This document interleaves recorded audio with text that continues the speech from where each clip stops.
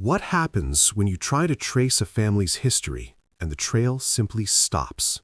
Not fades gradually into uncertainty, not becomes harder to piece together over time. It stops, completely, as if everything before a certain point was never recorded, never documented, never there. This is not a small or occasional observation. Researchers and genealogists who work with historical records have noticed it more than once, across more than one place.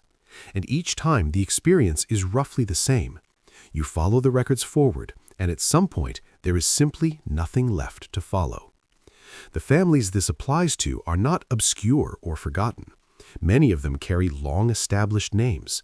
Some have reputations that suggest generations of presence in a particular region. They have stories, traditions, and in some cases a clear sense of where they came from. But when you go looking for the documents that should support those stories, the records, the registrations, the official proof of those earlier generations, the evidence does not appear. And the year that seems to mark this boundary again and again is 1870. Before it, silence. After it, records begin to appear, somewhat suddenly, somewhat fully formed, as if a family's documented existence began at a specific moment rather than building gradually over time. This raises questions that are not easy to dismiss. Were the records lost at some point? Were they destroyed, either by accident or deliberately? Or was something else happening, something connected to the way families were being recorded, or more precisely, not being recorded during that particular period in history? Some researchers look at this and accept a straightforward explanation. Record-keeping was inconsistent before certain administrative changes took place, and gaps like these are simply the result of that inconsistency. Others are not so sure, because the explanation, while reasonable, does not fully account for every case. What makes this pattern particularly difficult to set aside is its reach. It is not limited to one family, one region, or one set of circumstances. It appears across different backgrounds, different locations, and different social situations. That kind of consistency is harder to explain away. If this were simply a matter of random record loss, you would expect the gaps to be more scattered and irregular. But the pattern keeps returning to the same approximate point in time, and that is where the curiosity begins. Not with a single missing document, but with the question of why so many trails lead to the same wall, and what might be waiting on the other side of it. The most common explanation for why family records seem to disappear before 1870 is, on the surface, a reasonable one. Before that period, formal record-keeping in many parts of the world was inconsistent. There was no single standardized system for tracking births, deaths, marriages, or household information. Different regions handled documentation differently, and in many places it was handled poorly or not at all. For a large portion of the population, simply not being recorded was not unusual, it was the norm. In the United States, this point is often illustrated through the history of the census. The 1870 census was not the first national count of the population. Earlier ones existed, but 1870 marked a significant shift in how information was collected. For the first time, more detailed household data was recorded for all residents, not just those who owned property. Before that change, entire groups of people were routinely left out or documented in ways that made them nearly impossible to trace later. Formerly enslaved people, recent migrants, and families living in rural or isolated communities were particularly affected. For these groups, the absence of earlier records is not surprising. It reflects a real and documented failure in how history was officially recorded. And for many families, this explanation is likely the correct one. But this is where it starts to become unclear. Because the same pattern, no records before 1870, also appears in families where that explanation does not apply. These are families who had land, families who had wealth, families who held positions in their communities and would have been known to local administrators and officials. These are not people who would have been overlooked by earlier record systems. They're exactly the kind of people those systems were designed to track. And yet, when researchers look for documentation of these families in the decades before 1870, it is absent, not incomplete, not difficult to find, simply absent. At first, it seems like this could still be explained by record loss or administrative failure. But the more cases researchers examine, the harder that reasoning becomes to apply consistently. It doesn't fully make sense that families with clear and documented presence in the 1870s, owning property, participating in civic life, appearing in multiple records simultaneously, would leave absolutely no trace in the years leading up to that point. Something about the simple explanation begins to feel insufficient. And once that feeling takes hold, the question naturally follows. If the standard explanation does not cover every case, then what else might account for the gaps? When researchers move past the question of missing records and begin examining what actually exists from the 1870s onward, something interesting starts to emerge. The documents from this period, for many of the families in question, are not sparse or fragmented. They are detailed. They are consistent. Names are recorded clearly. Ages are listed. Locations are specified. On the surface, everything appears to be in order. And for anyone looking casually, these records might seem like a perfectly normal starting point for a family's documented history. But researchers who look more carefully begin to notice something that is harder to explain. When those same details, the names, the ages, the stated birthplaces, are cross-referenced with earlier sources, the connections become very difficult to establish. A person recorded in 1870 as being 40 years old and born in a particular region should, in theory, appear somewhere in the records of that region from 20 or 30 years earlier, but in many cases, they do not. Ages listed in later records sometimes do not align with what earlier documents, where they exist at all, seem to suggest.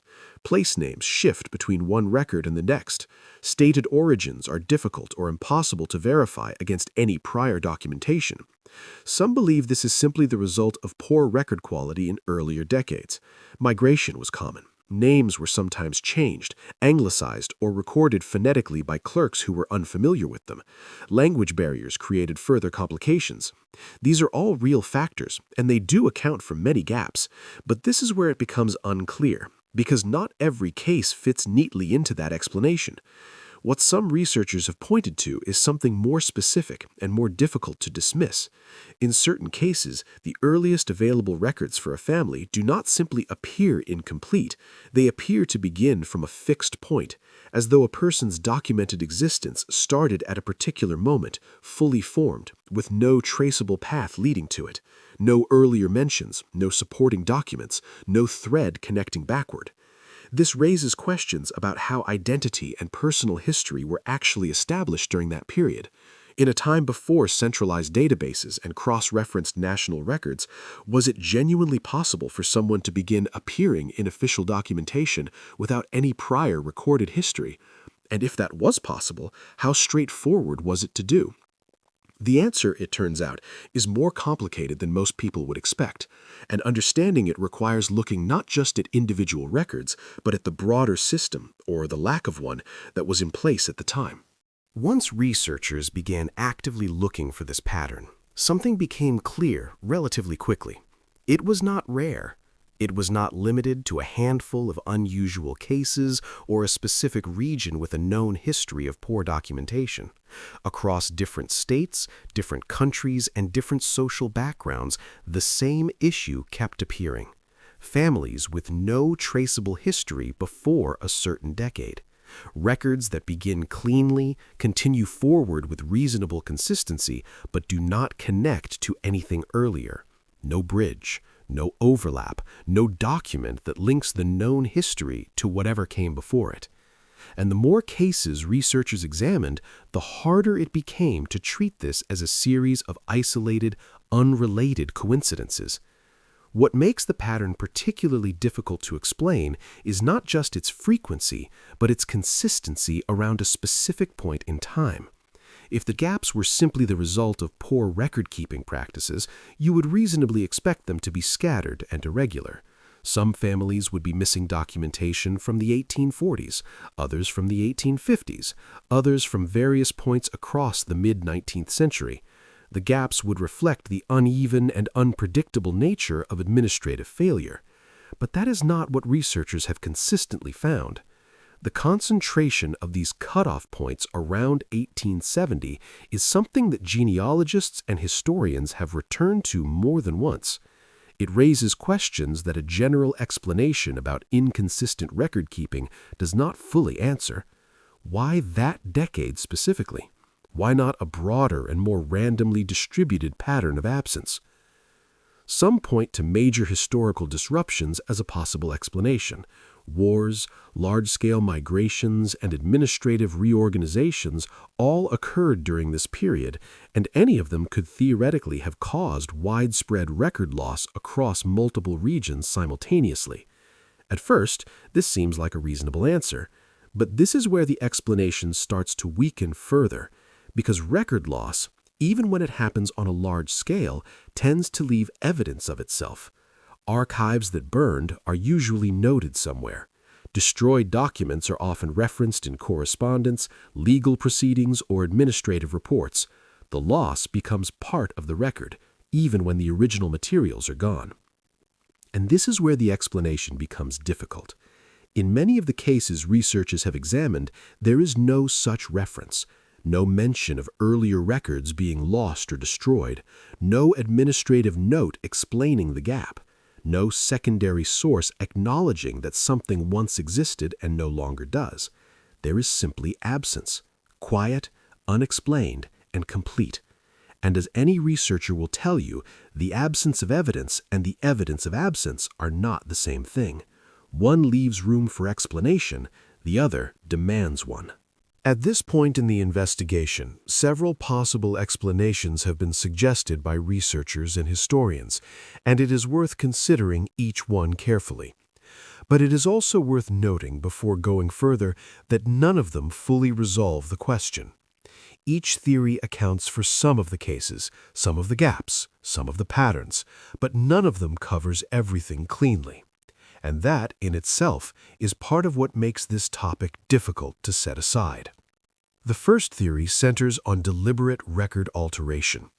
Some believe that certain families had clear motivation to remove or obscure earlier documentation. Reasons connected to land ownership, inheritance disputes, or questions of identity could all have created circumstances where erasing a prior record was considered necessary or practical. In periods when record-keeping was decentralized, when documents were held locally, managed inconsistently, and rarely cross-referenced against other systems, altering or removing earlier records was not impossible. It would not have required extraordinary effort or access. But this is where it becomes unclear, because deliberate alteration implies intention, and intention raises further questions about who was involved, how widely it occurred, and whether it could genuinely account for a pattern this broad. The second theory points to large-scale population movement. People who arrived in new regions, whether through migration, displacement, or personal choice, sometimes built entirely new identities in their new locations. No connection to a previous place, no documentation linking them to where they originally came from. In some cases, this was a practical necessity. In others, it may have been a deliberate choice. At first, this seems like a reasonable explanation for many of the gaps, but it doesn't fully make sense as a complete answer because it still leaves open the question of what happened to the records in the places these people came from. A third perspective takes a broader view entirely. Some researchers argue that the issue is less about individual families and more about systemic failure, that large communities simply existed outside formal documentation for much of the 19th century, and that 1870 marks the point when official systems finally began to capture them. Others disagree and suggest the pattern itself is being overstated, that researchers searching for gaps will inevitably find them, and that this says more about the search than the history. Some believe a combination of all three explanations is closer to the truth than any single theory alone. What remains, regardless of which direction the evidence points, is the question itself. If the records existed, where did they go? And if they never existed at all, what does that mean for the histories that have been carried forward as fact?